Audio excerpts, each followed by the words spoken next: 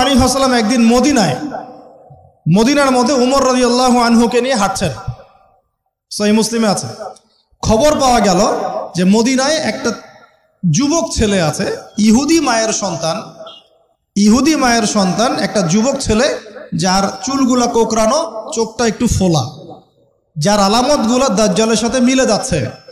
তখন নবী সাল্লাল্লাহু আলাইহি ওয়াসাল্লাম ওমর ইবনুল খাত্তাবকে নিয়ে ওদের বাসায় গেলেন।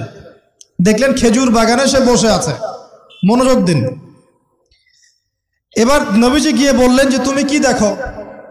সেই ছেলেটা বলছে আমি আরশ দেখি। আরশ বোঝেন?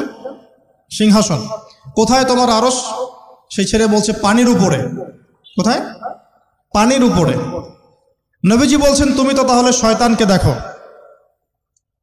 নবীজি বলছেন তুমি কি বিশ্বাস করো যে আমি শেষ নবী? সেই ছেলে বলছে আপনি কি বিশ্বাস করেন যে আমি নবী?